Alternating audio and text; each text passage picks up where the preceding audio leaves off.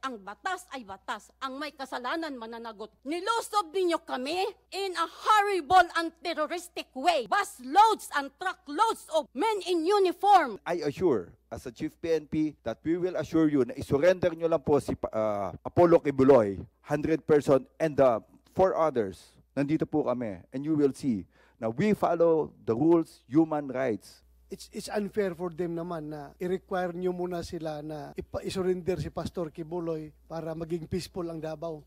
Parang ganon. No, sir. Para maging normal ang lahat. Hindi, sir. Sabi ko, no.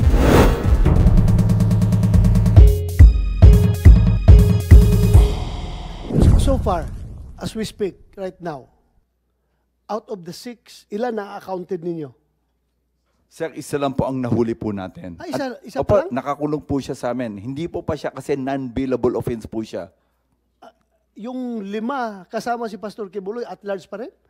Opo, with a valid warrant of arrest. Valid po siya hanggang ngayon. And just want to make clear, valid po yung warrant of arrest po nila, our chairperson po. Okay, so isa lang ang accounted.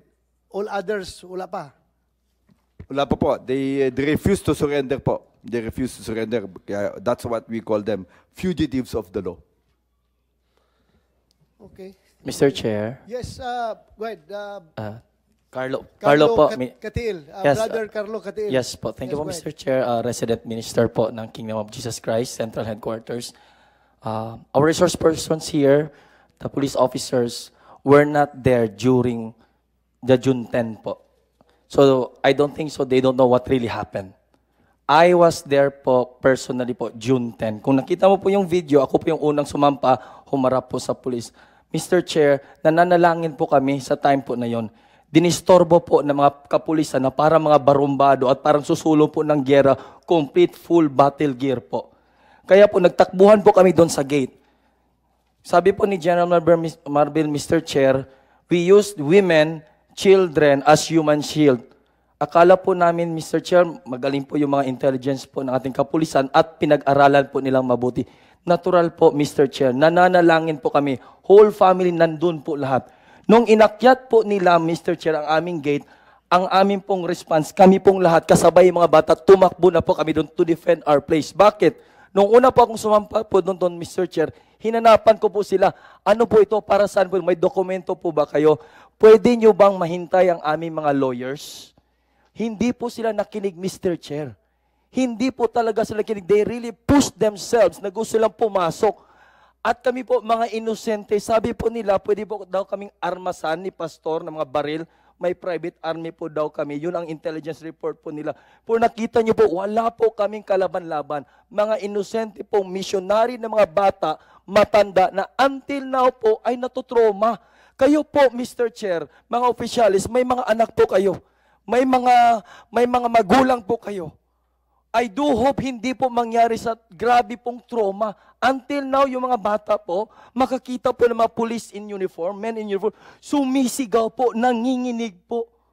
Hindi po namin alam ano po yung intervention na gagawin namin. Umiiyak po.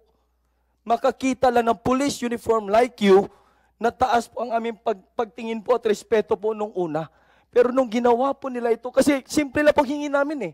Hintayin po ang lawyer namin. And we have our Kingdom Property Administrator na si Pangulong Rodrigo Duterte. Ni isa sa kanila, hindi man lang po tumawag kay President Duterte. Kami pa po ang nag-initiate na tumawag, Mayor, President, ito po ano pang gawin namin? Kasi nga siya pong administrator, magpaalam po.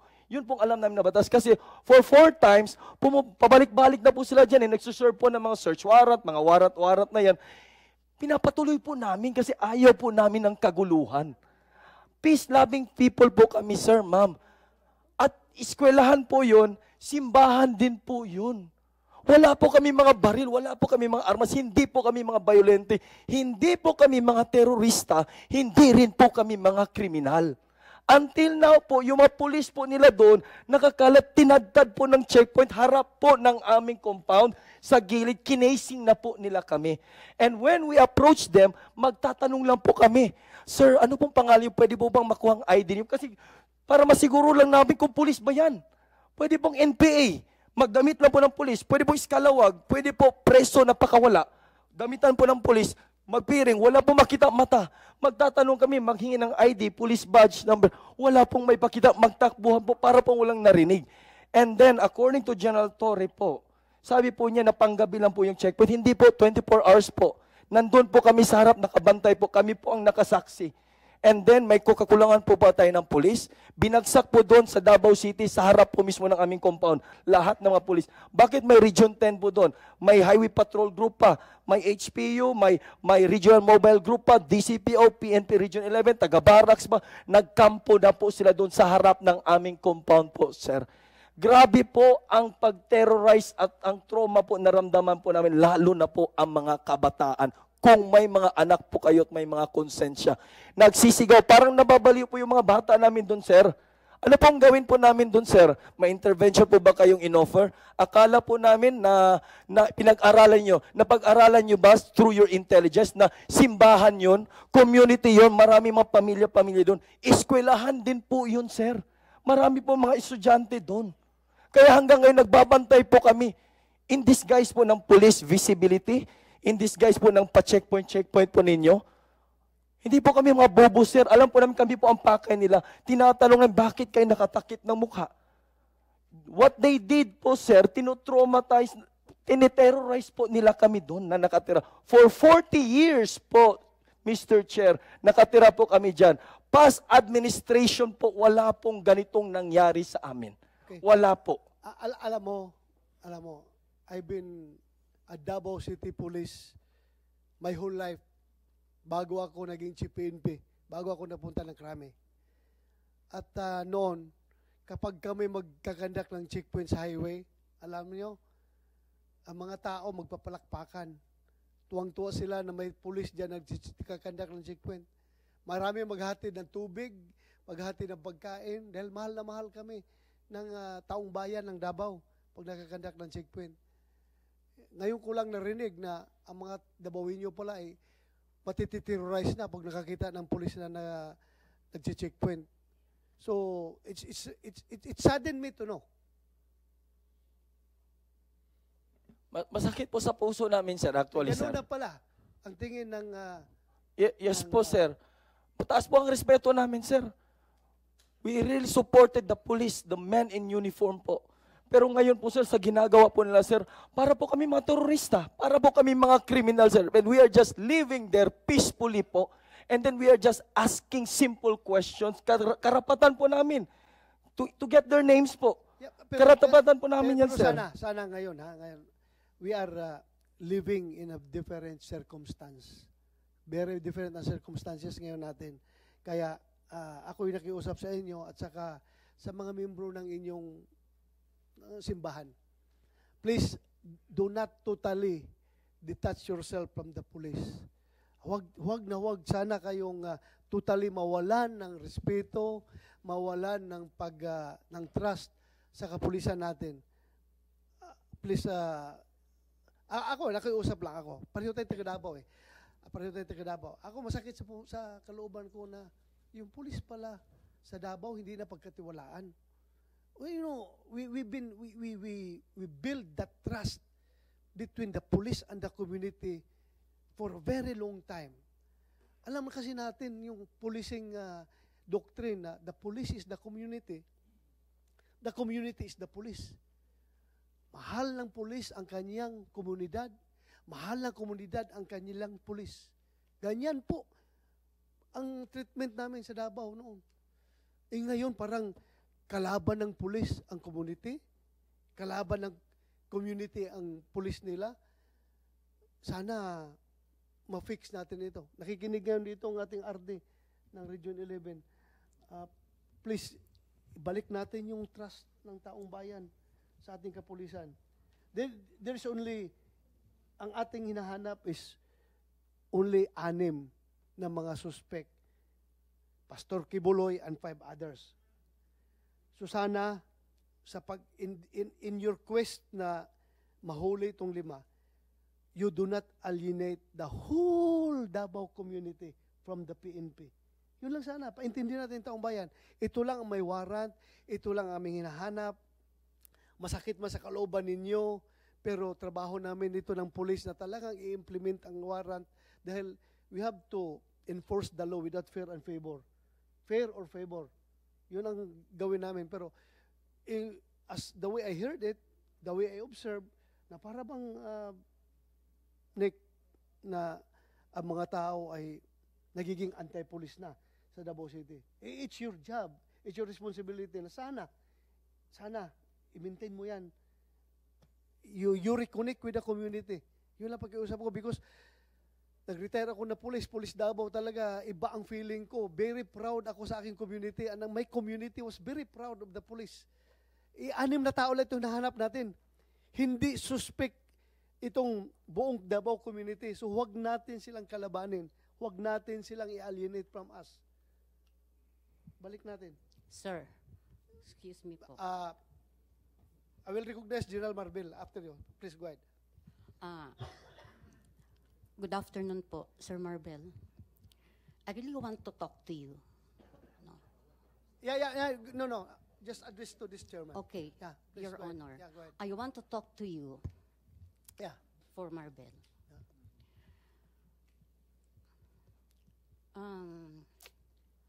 Police officers, we love you before. Not only police officers, Dito sa akin. but men in uniform, we love you before. Why? We are religious people and we are before secluded to the outside. But because of maraming mga haka sa amin doon, sa loob, baka nagsisabo kami, yung may haring sa loob, etc., etc. In fact, it was former Rodrigo Duterte I will cut you advised. short. Yes. Hindi ako naniniwala na nagsasayabu kayo sa loob. Laruhin Pero ko. yun ang Laruhin ko, haka-haka. wala. Yes, sir. Hindi mangyayari yan. Yes, kahit ipa-hair from my flip wildest pa kami, sir. imagination, hindi ko maisip na kayo gumagamit ng sabo. Yes, Hello. sir. So I doon promise tayo, you. sir, ha? Oo. But, yan ang naririnig namin noon pa. In fact, it was President Rodrigo Duterte, the former president, to advise us, Pastor, please open your gates to others para makita naman nila kung ano kayo nasa loob. So it was Pastor also who oriented us. Parang i-orient na kami na we cannot detach ourselves to others. We might be there, pero kailangan nating ipakita. Kasi sabi na, let your light shine upon men, that they may see your good works. But they cannot see the good works that the kingdom is doing. So, balik tayo doon sa mga men in uniform. It was this group that Pastor embedded into our hearts that we should love. Why? Anong sabi niya? Ito sila ang nag-lay down ng kanilang buhay to protect our country. Doon hindi kami familiar sa mga men in uniform before. But we started following Pastor. Kaya pag nakikita namin sila sa daan, ganun, nagbibigay kami ng food. Alam niyo yun, nagbibigay kami ng food, etc. But sorry to say, Mr. Marbel, through Bato, Senator Bato, sorry to say, overnight sinira ninyo yung mga values na ipinunla ni Pastor sa aming mga puso. You said, sana maibalik namin yung, I hope in time, because mayroon namang healing time, but this time we want to be heard. We want to be, gusto naming pakinggan. Buti nga, sabi niyo kanya, lahat may boses. Okay, kami may boses, wala kaming kapangyarihan tulad nila. Nasa kamay nila ang kapangyarihan ng bansa, nasa kamay nila ang kapangyarihan to do what they want. No? Sabi nga ninyo, nag-serve sila ng warrant of arrest. Given. Kung may kasalanan, sige. Allegedly, allegedly. Kung may kasalanan, warrant of arrest, go. In fact, Senator, gi-challenge ko sila. If you want to know who we are and what we are, come live with us, libre. Pero nag-expire na yung challenge ko sa kanila. Hindi na pwede ngayon. So, come live with us so that you will know who we are and what we are. Sabi ko gano'n, hindi kami dito prostitute, hindi kami bangag, walang tuni-tuniladang shabu sa aming lugar, yun lang, allegedly, nandyan yung mga iwawarant ninyo, arrest ninyo. Why will you put into compromise and risk public safety? We are part of the public, we are a community there. Thousands, may mga bata, may mga matandang palliative, may mga senior citizens katulad ko na nakatira doon. For how many long years we've been then? We are toiling that property by blood, sweat, and tears. Tapos maririnig namin na i-invade, kukunin. Kayo, Sir Senator, what will be your first reaction? Ilang beses na lang nag-serve ng warrant of arrest? Out of respect, with due respect, Sir Marbel, sa mga tauhan mo, we receive them, sir. With Dito sa due akin. respect. Dito sa akin. Sige. Yeah. Oh, sir, sorry. I'm not used to it. That's one. So, we receive those, yung mga warrant na deserve nila. But this time, from the words of Sir Abalos, nag-serve lang naman kami ng warrant of arrest. Parang kami pang may kasalanan. Ang batas ay batas. Ang may kasalanan mananagot. Correct. Ang batas ay batas. Ang may kasalanan mananagot. Doon kami. Oh. Pero, iko-contest ko yung sinabi niya, nag-serve lang kami ng warrant of. Hindi kayo nag-serve lang ng warrant of arrest. Nilusob ninyo kami in a horrible and terroristic way. Busloads and truckloads of men in uniform.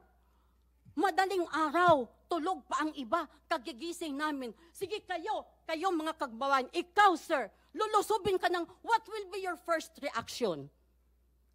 Aba, ibibit-bit kami ng Biblia, tapos, oy, sabi sa Word of God, ganon? No! Kayo, may mga pamilya kayo, what will be your first reaction? Of course, we need to defend. Tapos sasabihin pa na, ginawa naming shield ang men at mga bata doon. It's not, we are shielding our property. We're just executing our rights to defend our property. Tapos, ganun pala. In fact, sabi ko sana, mayroon kayong proper na na document. O sige, may search warrant kayo. Sige, pati septic tank namin, i-open namin sa inyo. Silipin ninyo lahat, i-guide namin kayo. Saan niyo gustong pumunta? Sir, sabi mo na, time will, ibalik ang respeto sa kanila. Doon kami, nandun pa rin sa kaibuturan ng puso namin, nandun pa rin ang respeto. But, ang hurt at ang hurt na inflict ninyo, tuwing nakikita namin ang mga bata namin, in fact, ngayon, Senator, nag-organize kami ng psychometrician. Kasi yung mga bata, makarinig lang ng mga wangwang ng mga pulis, manginginig. Even I, sa katandaan ko ito, pag marinig ko ang kanilang wangwang, I cannot explain my feeling. I want to hate, pero hindi pwedeng i-hate. Yan, ang mga nanay namin, gusto namin ilabas dalhin sa doktor. Ayaw, kasi yung mga pulis sa labas. Noon, pag makita namin ang pulis, tama ang sinabi mo, we are happy. We feel secured. You people, we feel secure because you are there. No? You are there sa kalye, nagbabantay sa amin. But now we don't feel secure. Nandun sa vicinity, yung iba sa kadamuhan, tapos may mga drone doon na nagsisiliparan. Kahit sa bundok, sir, mayroong drone. Mayroon pa doong mga foreigner, itim, puti, nagpapalipad ng drone. So, what are we now? A divided nation? A divided Filipino citizen? Kung we feel insecure and threatened. Para pala kayong Marawi Siege doon, may mga puti yes, na parang ganon. mga foreigner na kasali sa operasyon. Mayroon. Ha? Oh. Pumupunta doon in the guise of mayroon pa sir. Yung kino-question ng mga intel ninyo doon sa amin, nasaan ang kuweba, nasaan ang tunnel. Pati kami, anong tunnel, anong kuweba? Kung tunnel ang hinahanap nila sa Diwalwal, marami doon, Senator, wala doon sa amin. Thank you, ma'am. Thank you very much. Thank you for that. Our chairperson. Yeah, Our you may respond. Can I be allowed PNP. for a police? I have something, but I can may be allowed that I should Yeah. leave the but Yeah, can go I read a simple message? Go ahead, continue. Una sir, nagpapasalamat po ako dun sa inyo at dito sa ating committee, and of course dun sa tao natin nagpakita po ng video. It only showed that we not more than maximum tolerance ang pinakita nyo pong pulis kahit nabasahin na masaktan. Talagang we followed po. We have yung mga body cams na meron po kami, and sabi ko nga dito sa Directorate for Operations na ipakita natin body cams if we really violated in human rights. But what we saw right now, talagang that's a human rights sa mga pulis natin na nasasaktan, yung binasa natin. And that's against yung rules 113 ng Section 11. No? But I've already, si Vice Chairman Bernardo also already spoke regarding this. With regard po dun sa valid warrants of arrest, so make sure na valid po yung warrants of arrest na to up to now. No? You have 3 months na dapat na motion to quash. Not against us, but dun sa RTC branch 159 ng Pasig City. No? And it was filed, not other people, but your own people from KOJC who filed a case against fugitive Kibuloy. Second, sir, yung second, we have already a case against the ombudsman, and we will be answering that in the proper forum po. All the violations na sinabi po nito, it's already filed in the ombudsman, and sabi ko nga, we will make a proper forum po, but we will answer it. And second, sir, and this is the last, and I assure, as a Chief PNP, that we will assure you na isurrender nyo lang po si Apollo Kibuloy, 100%, and 4 others, nandito po kami, and you will see na we follow the rules, human rights. Dito lang po kayo makita na we follow po ang human rights. We assure you po. Maraming salamat po. Thank you, General Marbel. I just would like to react that it's unfair for them naman na i-require nyo muna sila na isurrender si Pastor Kibuloy para maging peaceful ang Davao. Parang ganon.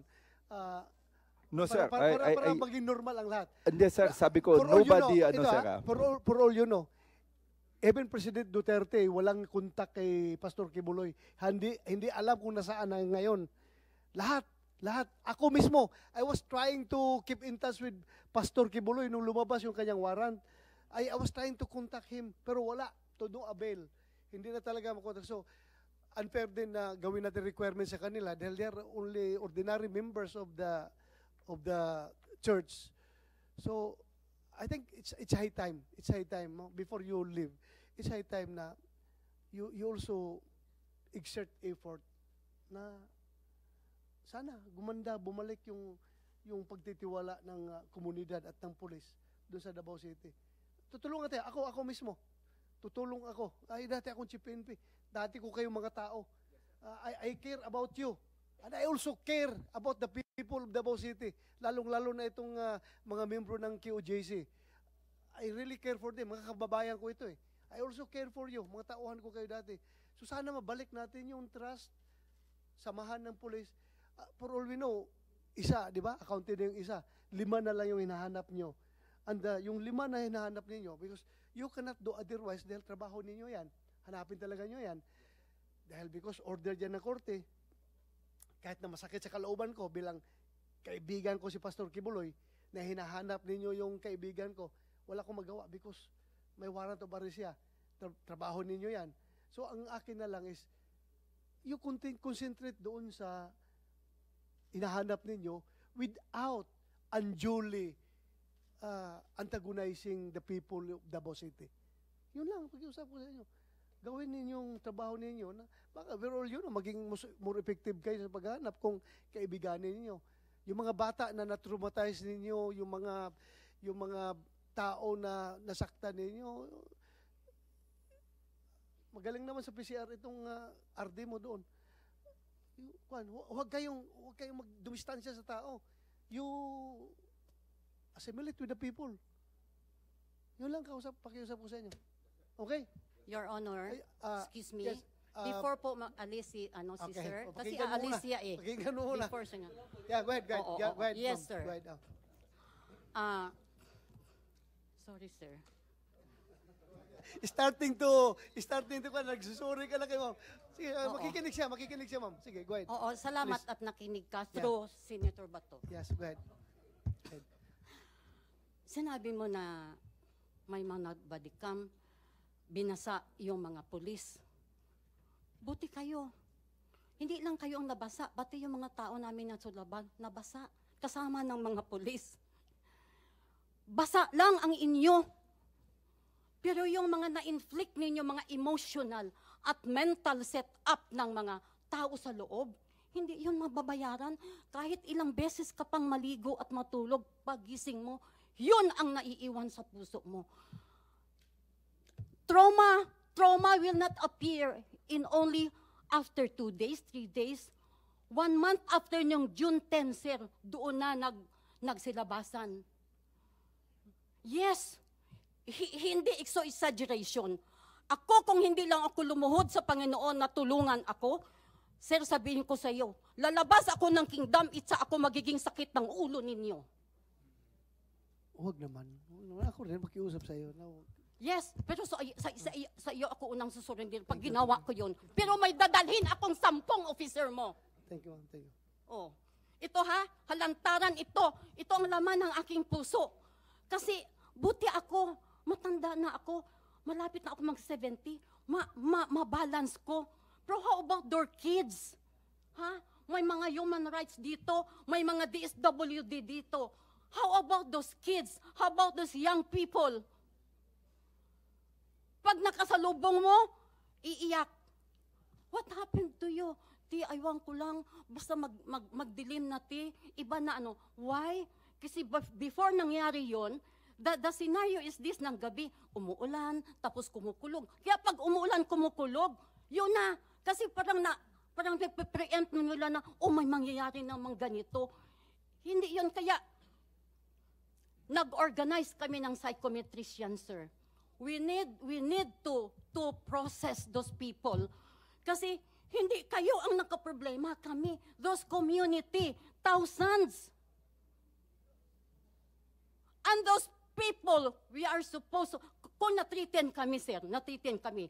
Noon tumatawag kami sa barangay, police, sa police. Ngayon, pag natriten kami, kanino kami tatawag? Sa iyo, Sir Torre?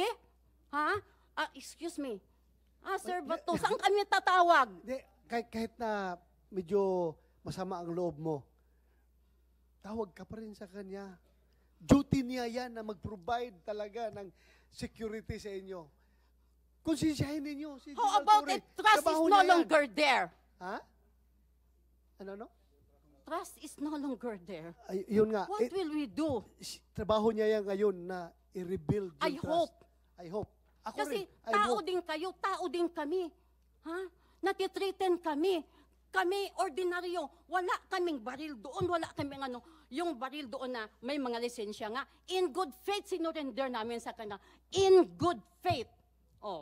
Ito din ang paalala ko sa inyo. Sa kanila, sir, sa kanila. Di ba? Nakatag pa doon. We seek for truth. Then seek for truth. Because the person you are allegedly, na may kasalanan ganun, hindi pa napatunay may kasalanan. Then seek for truth. Oo, seek for truth. Yun ang sa akin. Be fair. Give us a fair treatment and justice also. Kasi community kami, tapos ganun ang mangyayari. Katulad na naman, kanilang madaling araw. 2 o'clock. Siya raw hindi ninyo alam. Pumunta na naman kayo doon sa farm. Ginising at pinagbabalya yung pintuan ng mga farmer doon at magising ka ba naman, sir, ang baril nandyan. What will you do? Another traumatic experience na naman ang ibibigay ninyo sa puso ng mga farmer doon. So, ano na itong ating authority? I cannot say. Para kasing, sorry to say the word, parang sanggano.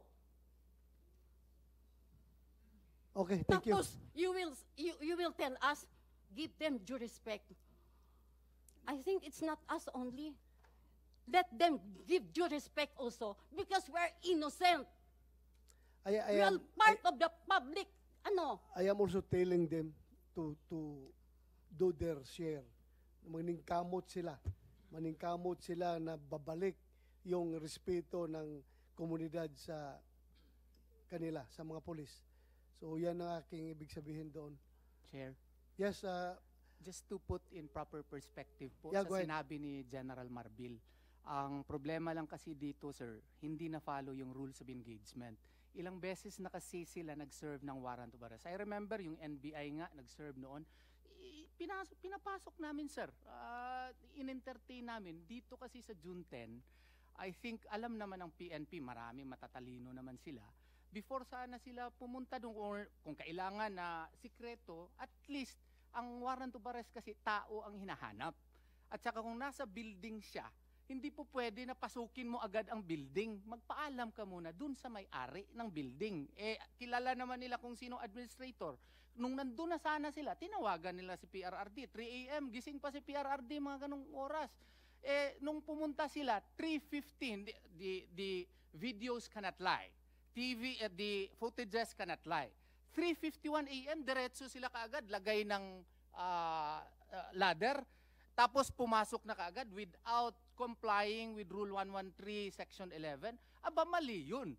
Kung mali yun, may karapatan yung mga miyembro na pigilan sila, especially dito sa information, na meron pang criminal forfeiture order na hindi namin maintindihan, na hindi ko na lang i-explain yun. So, yun lang po ang sa amin. At saka, 4 different locations po sila, sir. In each location, hinahanap nila si pastor. Doon nga lang sa Kitbug, 3 areas yun. Buyo-Buyo, Biangan, Kitbug Compound. Sa 3 mga areas, mga 22 ata kabahay, pinasok nila. Ni hindi man lang, diretso na sipa. Ni hindi man lang sila nagpaalam. Alas 4 ng umaga, mga bilaan yun. Anong mangyayari? Yung isa namatay pagka kinabukasan dahil na heart attack. Siyempre, so hindi naman siguro nila sabihin na doon sa more than 20 houses na pinasok nila, nandun si pastor. Doon sa Glory Mountain din, ang hinahanap nila si pastor. Sa Prayer Mountain, ang hinahanap nila si pastor. Sa KOJC Central, ang hinahanap nila si pastor. So therefore, they could not give that to us, that there is reasonable ground to believe that they are arresting, they want to arrest Pastor Apollo Kibuloy in 4 different locations, and in 1 location, there are even 3 different locations likewise. Yun nga lang, yung operational procedure po dito, hindi talaga na-follow. Yun po. thank you, Attorney. Chairman, Yep. can I just want to make it clear kasi it will be a different kung ito susundin po namin, kung ito gagawin. Wala na po kami mahuli na warrant of arrest sa mga tao natin. And this is a jurisprudence po ng People of the Philippines versus Wang Shen, Wow, and Georgie Lee, JR number 1390301, 29 September 2004. And just want to make it clear. No? Kasi iba kasi baka maging natin, wala na kami mahuling pulis. Wala na po kami mahuling mga kriminal kung i-announce namin sa publiko na huling ka namin. But based dun sa, ito po yung jurisprudence na yun, unannounced intrusion in the premises is permissible when, letter A party whose premises or is entitled to the possession thereof refuses upon demand to open it. When such person, letter B, when such person in premises already knew of the identity of the officers and of their authority and persons, letter C, when the officers are justified in the honest belief that there is an imminent peril to life or limb, and D, when those in the premises aware of the presence of someone outside, because of example, there has been a knock at the door, are then engaged in activity which justify the officers to believe that an escape or destruction of evidence is being attempted. Suspects have no constitutional right to destroy evidence or dispose of evidence. However, the exceptions above are not exclusive or conclusive. At times, without the benefit of hindsight and orderly on the spur of the moment, the officer must decide whether or not to make an unannounced intrusion into the premises. Although search and seizure of a dwelling may be constitutionally defective, if the police officer's entry was without prior announcement, law enforcers' interests may also establish the reasonableness of an announced entry. Indeed, there is no formula for the determination of reasonableness. Each case is to be decided on its own facts and circumstances. In determining the lawfulness of an unallowed entry and existence of probable cause, the courts are concerned only with what the officer had the reason to believe in the time of the entry. Yun po. Sir, Thank you, General Marbel. Before you leave, I would like to remind you, next hearing, please pakidala yung mga officers na minimension natin, yung ground commander in every place that you raided to execute the warrant of arrest of Pastor Kibuloy and 5 others. Ilang kwan yun? 6? 6 valid warrants of arrest po. Yung area. 5 Lima. po. 3 sa Davao City, isa sa Davao City, isa sa Samal Island, yung Sarangani province. Sarangani, tapos ano saan pa? 3 sa Davao City. So 4 lahat. Apat po. So yung 4 na ground commander doon na nag-serve ng warrant. Papakidala yon at saka yung mga officers na binanggit ko kanina para sa next hearing. Yes, Your Honor. Thank you. Salamat. So you may now leave para makapagtrabaho ka pa. Maraming salamat po. Thank you. Sir, just quick repartee lang, sir, para Yes. marinig naman. Yung Okay. People versus Wong Cheng kasi na sinight niya, sir, involves a case where the crime was committed aboard foreign merchant vessels in territorial waters. Sana naman po hindi naman po foreign merchant vessel po yung kingdom po dito. They are established buildings, and we know for a fact that they have already conducted casing operations prior to the service of warrants. Yung rule po kasi kung fixed building, pwede mo lang siya pasukin. Kung nakita mo na yung accused at pumasok siya doon, pwede mo siyang diretsuhin. Oo. Pero yung fixed building na alam na nila 40 years na po yung building na yan. At saka alam nila na si Presidente Duterte po ang administrator doon. Nung nandun na sila, edi tinawagan nila si Presidente, Sir, we have reasons to believe that Pastor Apollo Kibuloy is inside. Can we be given permission that to enter? Yun nga ang ginawa ng NBI noon in the past. Nagpaalam sila sa amin, no problem, sige, pasok kayo. Isinerve nila yung warrant sa amin. Dito kasi wala diretso sila kaagad. Naka full battle gear. Parang mga terorista kami, may mga snipers pa. They were ready to attack, not to serve a warrant. Yun lang talaga ang nangyari doon. Hindi yun service of warrant. It was really a police harassment operation to scare us. Thank you, Attorney.